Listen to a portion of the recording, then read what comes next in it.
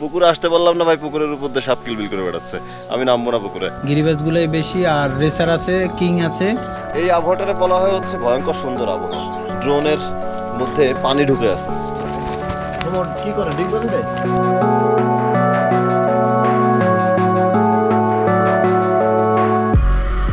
ফেরি পার হয়ে এসে দাঁড়িয়েছিলাম এক জায়গায়, সেখান থেকে আমাদের জিনিসপত্র আবারও সবকিছু ঠিকঠাক করে নিয়ে রওনা দিলাম। তবে আজকে যেহেতু ঘূর্ণিঝড়ের প্রভাবে বৃষ্টি, সেই কারণে আজকে বৃষ্টি থামার কোনো সম্ভাবনা নাই, গুড়ি গুড়ি বৃষ্টি হচ্ছে এখনো। মোস্তফাপুর বাস স্ট্যান্ডে দাঁড়ালাম, এখন খাওয়া দাওয়া করতে হবে, খিদে লাগছে ব্যাপক। আমি নিছি বাটা মাছ। ভাই কি খেয়েছেন? আমি সরবটি। আপনি সরবটি? আপনি বাটা মাছ বললেন না? ভাই গরু।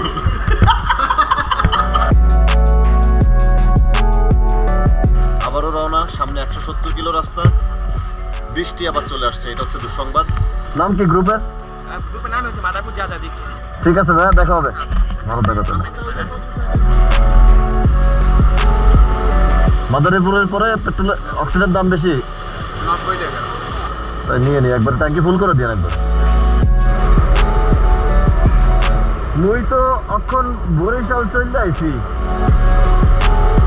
কুয়াকাটার একদম কাছাকাছি চলে আসছি আমরা, আর কাছাকাছি এসে আবারও বৃষ্টির একটা বাগড়া। আমরা কুয়াকাটা পৌঁছাতে পারিনি কালকে, পৌঁছাতে পারিনি তা না, আমরা আমাদের এক বড় ভাইয়ের বাড়িতে এসেছি কালকে রাতে, আর তার ভাষ্যমতে এটি চমৎকার একটি গ্রাম, সেই গ্রামটি দেখতেই মূলত এখানে আসা। আমরা হচ্ছে একেবারে একটা গ্রামীণ পরিবেশে আছে, একদম পুকুর, চারিদিকে গাছ, বিভিন্ন রকমের ফল, চারিদিকে সব কিছু, এবং একটু সামনে একটা নদী আছে। সবচেয়ে খারাপ খবর হচ্ছে আমাদের যে জামা কাপড় ছিল, আমাদের সাথে যে যে জিনিসপত্র ছিল, ড্রোন থেকে শুরু করে সব কিছু একেবারে ভিজে গেছে গতকালকে। দোকান আছে আশেপাশে ভাই? অনেক দূরে? ও বাবা, এই কাদার মধ্যে 1.5 কিলো। এই গ্রামের নাম কি? গ্রামের নাম সোনাউটা গ্রাম। কি? সোনাউটা, হলদা ইউনিয়ন, আমতলী থানা। অনিলদার সাথে দেখা হলো গ্রাম ঘুরতে ঘুরতে, এখন হচ্ছে অনিলদার সাথে তার বাড়িতে যাচ্ছি।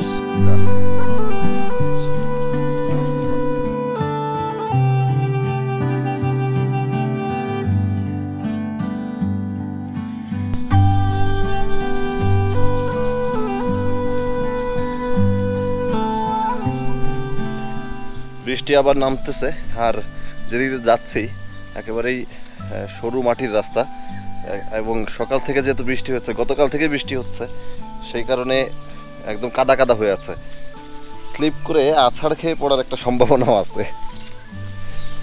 এইটাও সমস্যা। ওই দিক দিয়ে যাই, কোন দিক দিয়ে যাবো টের পাচ্ছি না। এই বরিশাল অঞ্চলে, বিশেষ করে ঢাকা থেকে আসার পথে মাদারীপুরের পর থেকে বেশিরভাগ বাড়ি হচ্ছে একটু দোতলা করে করা, টিনের ঘর কিন্তু দোতলা করা, উপরেও থাকার জায়গা।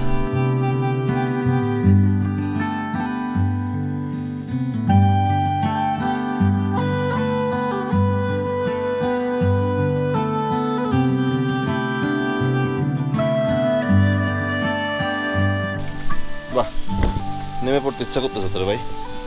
হ্যাঁ, পুকুরটা সুন্দর, একদম টল টল করতেছে পানি, আবার সাপও দেখা যায়, ওই যে একটা ছোট সাপ, মানে হ্যাঁ কি সাপ? টেহিস সাপ।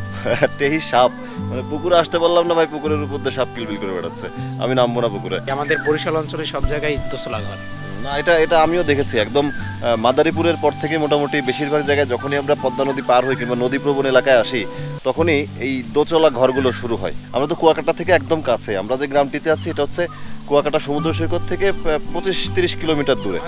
যদি আচ্ছা, এই যে এই নদীটা কুয়াকাটার সাথে জড়িত, ওই পাশ দিয়ে যেটা গেছে, আচ্ছা ওইটা হচ্ছে পায়রা নদীর একটা শাখা বোধ হয়, পায়রা নদীর শাখা।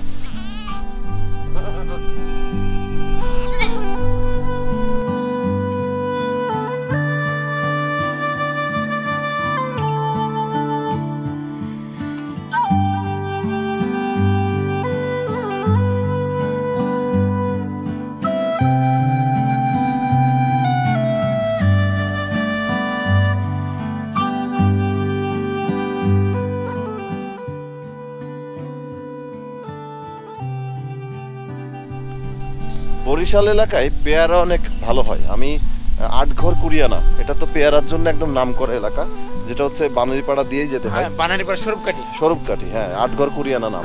মানে আমরা রাত্রে মাছ ধরতে গেছিলাম। কালকে রাতে গেছিলেন? তা আমাদের ডাক দিতেন একটু, আমরা মাছ ধরতে। কালকে রাতে না, সরি, ও কালকে, হ্যাঁ কালকে রাতে গেছি, আপনারা আসার আগে গেছি। কাকা বৃষ্টি হলে কি টেনশন আছে নাকি কোনো? কি নিয়ে টেনশন? ওই ধান লইয়া, পানি হলে তো ধান দাই দেরি না। আগে কেমন দেখছেন আর এখন কেমন দাম? আগের দিনে মোটামুটি উন্নত হওয়া ধরছে, তারপরও কইছিলাম যে এই রাস্তাটা টাইনে দিলে মুখ একটু অনেক ভালো হইতে, এত দেয় না। বৃষ্টি হলে এসব সড়ক রাস্তায় কাদা জমে যায়, আর যেহেতু একদম এই পুরো বিল এলাকা, একদম আশেপাশে পুরো ফাঁকা ধানি জমি, ধান নদী খাল, এই নিয়ে তো বরিশাল। যে বাড়িতে যাবেন আপনি পুকুরের ছোঁয়া পাবেন, এবং পুকুরের আশপাশ দিয়ে নিশ্চয়ই কোনো একটা খাল পাবেন। আর যে ফাঁকা জায়গাগুলো আছে, সেই প্রত্যেকটা ফাঁকা জায়গাতেই ধান পাবেন। এই দেখেন একদম বিস্তীর্ণ এলাকা, এই পুরা মাঠেই তো ধান হয়েছে না, মানে পায়রা তাপবিদ্যুৎ কেন্দ্রের একদম ঠিক পাশের এই এলাকা। ওই দূরে দেখা যাচ্ছে পায়রা তাপবিদ্যুতের যে চিমনিটা, কিন্তু আমি এত দূর থেকে আমার এই ক্যামেরায় আসবে না। আর ড্রোন ওড়াতে গেছিলাম, কিন্তু ড্রোন ওড়ানোর সুযোগ নাই, কারণ গুড়ি গুড়ি বৃষ্টি হচ্ছে মাঝে মধ্যে। মাঠের মাঝখানে একদম চমৎকার পরিবেশ, চমৎকার বাতাস, আকাশে মেঘ, ঝিরে ঝিরে বৃষ্টি।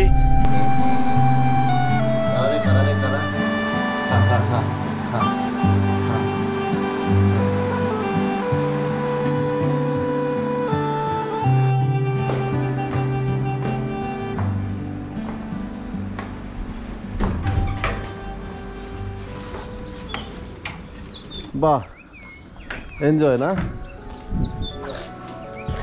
ছাদে আসছি, ছাদে একদম এই যে শুরু করে দিচ্ছে।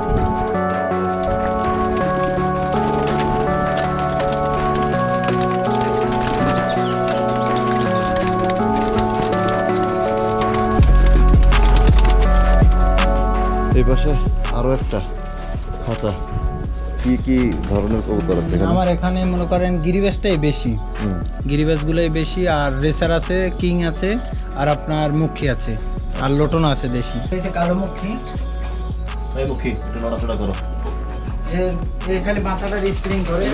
এগুলো হচ্ছে যে সব বাচ্চা গিরিবাজের। গিরিবাজের বাচ্চা? হ্যাঁ, এগুলো সব গিরিবাজ। ছটফটে মনে হচ্ছে। হ্যাঁ, খুব ছটফটে। এগুলো মানে করেন এখন একটু ছাড়ার উপযুক্ত, কিন্তু ছাড়ি নাই, মানে এগুলো খুব ফ্লাই, এগুলো বাচ্চাগুলো খুব ভালো ফ্লাইং করে। আর এই নাদুস নুদুস এগুলো হচ্ছে, এগুলো গিরিবাজ। যেমন এটা হচ্ছে যে চিলা, এটা খাকি। গিরিবাজের মধ্যে হ্যাঁ, কিছু নাম আছে, যেমন এটা চিলা, এটা খাকি, এটা হচ্ছে মুসলদম, তারপরে এটা হচ্ছে যে সবুজ গলা, বিভিন্ন মানে আইটেমের আছে। এটা হচ্ছে যে মুসলদম, আর এটা হচ্ছে কালদম, ইন্ডিয়ান কালদম। এটা 8 ঘন্টা 9 ঘন্টা ফ্লাইং করে। 8-9 ঘন্টা? হ্যাঁ। বাহ বাহ, পাওয়ারফুল। কি খাবার এগুলো? এগুলো হচ্ছে যে বিভিন্ন মিক্সার। এগুলো এখন তো গম, মানে মিক্সার গুলো খেয়ে ফেলছে, মানে গম থাকে, ভুট্টা থাকে, আপনার যে বাজরা, রেজা, কুসুম ফুলে আড়ি, এগুলো থাকে। ডিমও দিছে দেখা যায়। হ্যাঁ, ডিম দেয়, মানে মাসে 1 জোড়া ডিম, 1 জোড়া। এটা কি? এটা গিরিবাজ, মানে এখানে বেশিরভাগ গিরিবাজ। হ্যাঁ।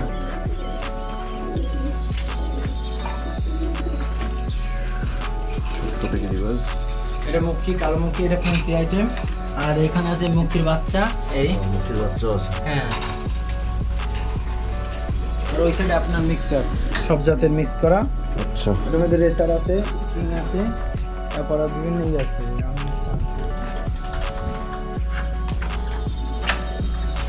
ও বাবা, এদিকে আরো এগুলোর মধ্যে অনেক জাত আছে, যেমন রেসার আছে, তারপর এটা হচ্ছে কিং। এই লালটা? হ্যাঁ, এটা হচ্ছে লাল কিং। খুলে দেখি কি করে, ডিগ বাজে দেয়? এটা কি যে আপনি শুরুতে যে ঝাঁকি দিলেন ওই জন্য নাকি? হ্যাঁ হ্যাঁ, এটার মূল এর বৈশিষ্ট্য হচ্ছে এটা ঝাঁকি দিলে একটু, এটার নামই লোটন, মাটিতে লোটালুটি করে। মাটিতে লোটালুটি করে লোটন। এখন ফুদিচ্ছেন কেউ মাথা ঠিক করার জন্য? মানে মাথা ঠিক করার জন্য, নাহলে মারা যাবে স্ট্রোক করে। এহে, বেশিক্ষণ লোটাইলেই মারা যাবে, তাহলে তো কষ্ট হচ্ছে। আপনি যদি ওই ঝাঁকি না দিয়ে ছাড়েন তাহলে তো করবে না। ছাড়েন, এমনি ছাড়েন তো, এমনি ছাড়লে আর কিছু তো যাবে গা। বাতাস দেখে এর জন্য নিচে উড়ে, আর যখন বাতাসটা মানে আবহাওয়াটা একটু ঠান্ডা থাকবে তখন মানে খুব সুন্দর উড়ে। এটা পোল্ট্রি মারে না, এটা আমি পোল্ট্রি দেওয়া হইতে পছন্দ করি না, কারণ পোল্ট্রি দিলে এই কবুতরগুলো উড়ে না। মানে নিচে নেমে যায়। এসে কবুতর দেখতেছিলাম ভাই, অনেক কবুতর পারলে, কিন্তু এখানে এসে আরেকটা দুঃসংবাদ, মানে গতকালকে মনে হয়েছিল জালাল ভাই ড্রোনটা ঠিক আছে, কিন্তু আজকে এই মুহূর্তে ড্রোন ওড়ানোর জন্য বের করা হলো, দেখা যাচ্ছে তার ড্রোনের মধ্যে পানি ঢুকে আছে। মানে গতকালকের প্রচুর বৃষ্টির যে ক্ষতি তা আমাদের সাথে আরও একটু বাড়লো, আর একটু যোগ হলো।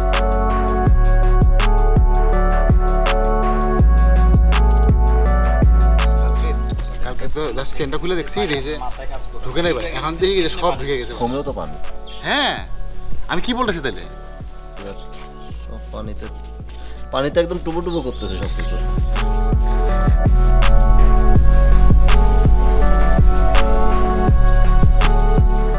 এই আবহাওয়াটারে বলা হয় হচ্ছে ভয়ঙ্কর সুন্দর আবহাওয়া।